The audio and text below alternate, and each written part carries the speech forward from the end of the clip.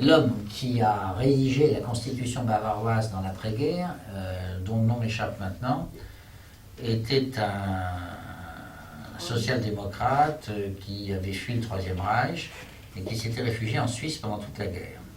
Et réfugié en Suisse, il a été enthousiasmé par la Suisse. Et quand il est revenu, évidemment, il a voulu introduire dans la constitution bavaroise le maximum d'éléments de démocratie directe. Ce qui explique que la Bavière est un cas un peu particulier. Vous verrez d'ailleurs que même encore maintenant, c'est un pays qui pratique beaucoup plus la démocratie directe que les autres Länder allemands. Mais c'est en train de changer petit à petit. Il y a d'autres Länder qui la rattrapent, si je puis dire. Mais enfin, pendant très longtemps, disons, la Bavière était la seule région d'Allemagne qui pratiquait vraiment la démocratie directe. Ce qui a complètement modifié la donne en Allemagne, c'est la réunification. La réunification a créé un choc politique évidemment majeur. C'est la dynamique de la réunification qui a permis le développement de la démocratie directe en Allemagne. Alors, au point où on en est, je vais peut-être vous distribuer tout de suite un petit document, comme je l'avais fait la dernière fois sur les États-Unis. Le document est en allemand. Je suis bien incapable de le reproduire en français tel qu'il est là, parce que je sais me servir d'un ordinateur pour faire des textes, mais je ne sais pas me servir d'un ordinateur pour faire des graphiques. Donc le graphique, je l'ai tout bonnement photocopié, mais vous verrez, il est quand même extrêmement parlant, même si vous ne parlez pas l'allemand. Le graphique est à gauche. Alors c'est un extrait, tout cela est un extrait d'un livre remarquable, qui a été fait par l'association Mère démocratique, qui est l'association qui en Allemagne prône la démocratie directe, et qui a des moyens très considérables, qui est soutenu par les syndicats d'entreprises de classe de moyenne taille, je dirais, et par un grand nombre d'universitaires et de juristes allemands. Donc ça s'appelle Mehr direkte Demokratie wagen, oser plus de démocratie directe, und zu Volksentscheid und Bürgerentscheid Geschichtspraxisvorschläge, c'est-à-dire Volksentscheid, ça veut dire référendum au niveau national, Bürgerentscheid, c'est référendum au niveau municipal, ça veut dire décision du peuple ou décision du citoyen, mot à mot. Hein. Mais en France, c'est ce qu'on appelle des référendums, en fait.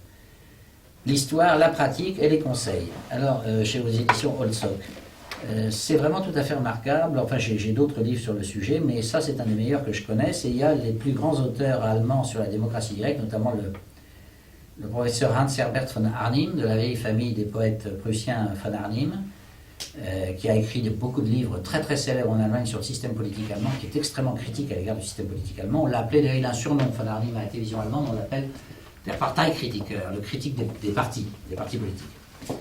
Il y a Gerd Habermann, qui est le président de la fondation Hayek en Allemagne, fondation Hayek, donc qui défend les idées de l'économiste du prix Nobel Hayek. Il y a Gebhard Kirchgessner, qui est un professeur de l'université de Saint-Gall, qui a fait des études très poussées, qui ont montré que là où la démocratie directe existait pleinement, les impôts étaient 30% plus faibles que là où ils n'existaient pas. Et puis il y a d'autres noms. Enfin, de toute façon, tous les noms que je vous cite là, il y a Lars Feld aussi, qui est un professeur très connu de l'université de Heidelberg. Mais tous ces noms-là sont totalement inconnus en France, alors qu'en Allemagne, évidemment, ils sont relativement célèbres. Bon. Donc le truc que je vais vous distribuer, c'est un extrait de ce livre-là. Il porte, à vrai dire, sur ce graphique, porte sur la démocratie directe locale en Allemagne, c'est-à-dire au niveau des communes, des arrondissements. Mais vous verrez, ce qui est très frappant dans le graphique de gauche, vous allez voir, d'ailleurs ça saute aux yeux, c'est à quel point il y avait très très peu de référendums en Allemagne de 1975, le graphique commence en 1975, jusqu'en 1990. C'était vraiment... ça n'existait qu'en Bavière, d'ailleurs on voit bien, ça n'existait que dans un seul État qui était la Bavière. À partir de 1990, il y a d'autres États qui se mettent à adopter la démocratie directe. Et en 1995, c'est l'explosion. Alors on passe de 10 référendums, disons, par an à... Non, enfin oui, c'est ça, oui, une dizaine à peu près chaque année.